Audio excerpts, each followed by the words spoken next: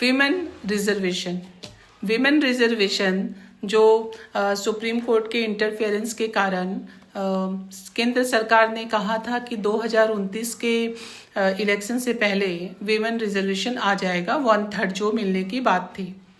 पर महिलाओं को आरक्षण देने की बात केंद्र सरकार ने जब की थी तो साथ में उन्होंने ये भी कहा था कि सेंसस जो जनगणना है वो होगी, उसके बाद डिलिमिटेशन होगा, जो परिसीमन है वो होगी, उसके बाद ही जाकर विमेन रिजर्वेशन 1/3 आ जाएगा।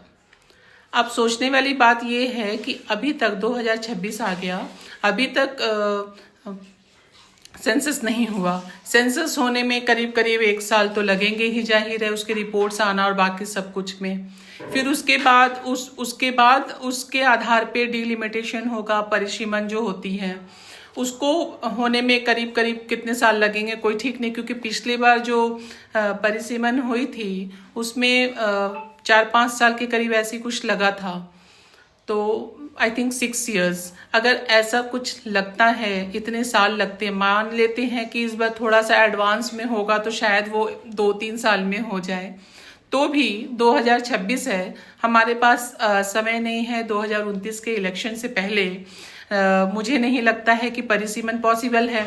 अब परिसीमन अगर पॉसिबल नहीं होगा तो केंद्र सरकार ने जो कमिटमेंट किया था कि परिसीमन होने के बाद 2029 के पहले विमेन रिजर्वेशन कर देंगे, तो वो होगा नहीं।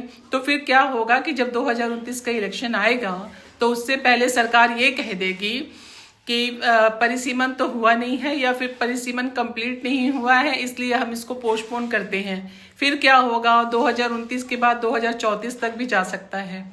अब सोचिए कि विमेन हर घर में महिला है, हर घर में महिला होने के बावजूद भी सबके घर पे माता बहनें हैं, फिर भी ये पुरुष सत्ता समाज महिला को रिजर्वेशन देने के लिए इतने सारे कंडीशंस लगाते हैं कि सेंसस होगा, परिसीमन होगा, उसके बाद देंगे। क्यों उसके बाद देंगे?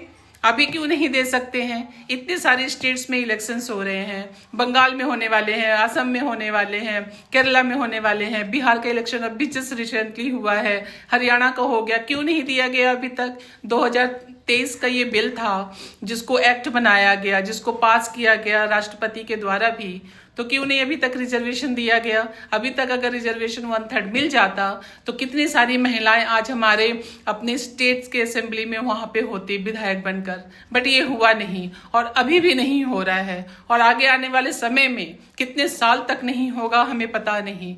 इसलिए मैं देश के सारी महिलाओं से अनुरोध करना चाहूंगी कि आप सिर्फ और सिर्फ ऐसी ही पार्टी को वोट दें जो महिला रिजर्वेशन की बात करे और उसको लेकर आए। और अगर केंद्र सरकार इसको लागू नहीं करती है तो मैं तो ये कहूंगी कि फिर केंद्र सरकार को वोट ना दे, क्योंकि जो सरकार अपने वादा पूरा नहीं करती है उनको वोट देने का उनको वोट मिलना ही नहीं चाहिए और उनका अधिकार ही नहीं बनता है। और अगर ऑपोजिशन इस बात को उठाती है तो ऑपोजिशन भी हमें ये देखना होगा कि वो अपने स्टेट्स में महिला रिजर्वेशन 1/3 देते हैं कि नहीं अपने हिसाब से, क्योंकि हमें ये देखना पड़ेगा ना। क्योंकि पॉलिटिकल पार्टी क्या होता है कि सिर्फ वादा ही करती है, करते कुछ नहीं है। आज तक विमेन रिजर्वेशन क्यों नहीं मिला 1/3?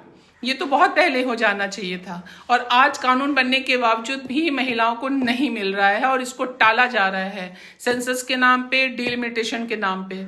तो पूरे देश की महिलाओं को और उन पुरुषों से भी मैं रिक्वेस्ट करूंगी कि जो महिलाओं के सपोर्ट में बात करते हैं, अगर आपने इस चीज का नहीं किया तो मैं तो कहूंगी कि सारी महिलाओं को वोट का बहिष्कार कर देना चाहिए आगे आने वाले इलेक्शंस में कि क्यों नहीं अभी तक विमेन रिजर्वेशन आया और अभी तक क्यों नहीं वो रिजर्वेशन लागू हुआ, क्यों इसको पोस्टपोन किया जा रहा है और क्यों डिले हो रहा है, इसको डिलिमिटेशन के नाम पे क्यों रोका जा रहा है, सेंसस के नाम पे क्यों रोका जा रहा है। उससे क्या मतलब है? अभी अगर 1/3 रिजर्वेशन वो दे देंगे तो आगे आने वाले में जब भी सेंसस होगा या डिलिमिटेशन होगा उसमें फिर उसी हिसाब से मिल जाएगा। इसको रोकने की तो जरूरत है नहीं। तो सारी महिलाओं को इकट्ठा होने की जरूरत है और अपने हक अधिकार की बात करने की जरूरत है। धन्यवाद।